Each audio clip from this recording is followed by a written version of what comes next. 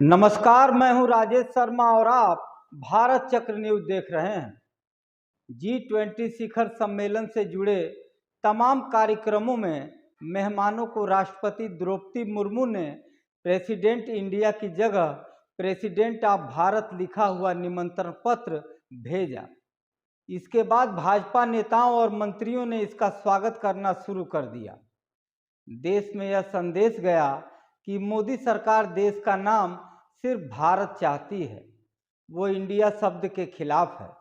इसके बाद prime minister of Bharat का पत्र भी सामने आ गया। इस पर विपक्ष ने इस तरह इंडिया बदले जाने का विरोध शुरू कर दिया।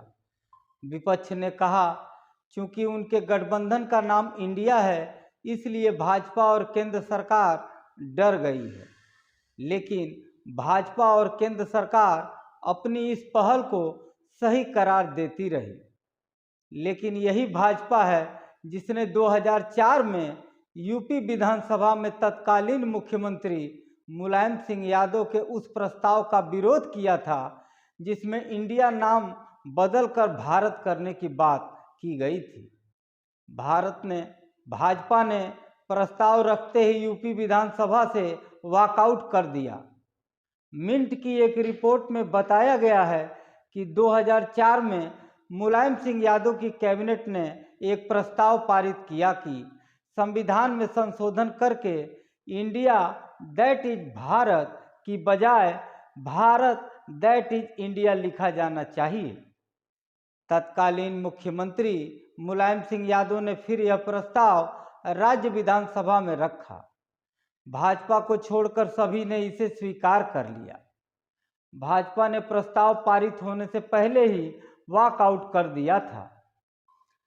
प्रेसिडेंट ऑफ भारत और प्राइम मिनिस्टर ऑफ भारत के कागजात निमंत्रण पत्र सामने आने के बाद यह कयास लगाया जा रहा है कि विधानसभा के विशेष सत्र में इंडिया को खत्म करके भारत नाम का प्रस्ताव लाया जा सकता है।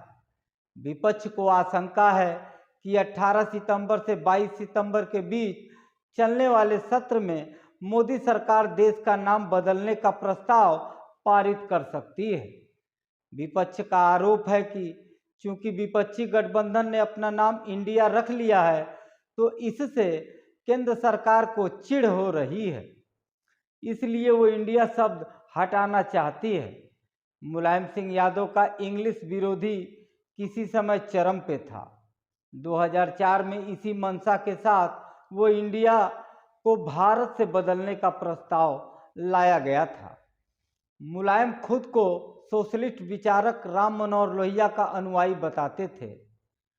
लोहिया का अंग्रेजी को त्यागने का संकल्प एक समाजवादी रुख था जिसे मुलायम मानते थे।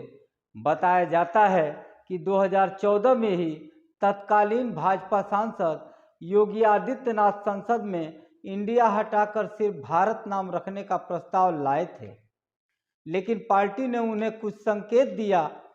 जब यह प्रस्ताव सदन में आया और योगी आदित्यनाथ का नाम पुकारा गया तो वो मौजूद नहीं थे, यानी इस प्रस्ताव को आगे बढ़ाने में उनकी कोई दिलचस्पी ही नहीं थी। इस तरह भाजपा का भारत और इंडिया पर दोहरा स्टैंड शुरू से रहा है, लेकिन अब वो इसे राष्ट्रवाद के रूप में पेश करना चाहती है। यहाँ एक बात और भी महत्वपूर्ण है कि 18 सितंबर 1949 को संविधान के अनुच्छेद 1 का मसौदा, जो राज्यों के संघ यानी समूह को इंडिया यानी भारत के रूप में संदर्भित करता है, जिसे औपचारिक रूप से संविधान सभा ने अपनाया था। इस खबर पर आपकी क्या राय है? आप क्या सोचते हैं? आप मुझे कमेंट करके बता सकते हैं।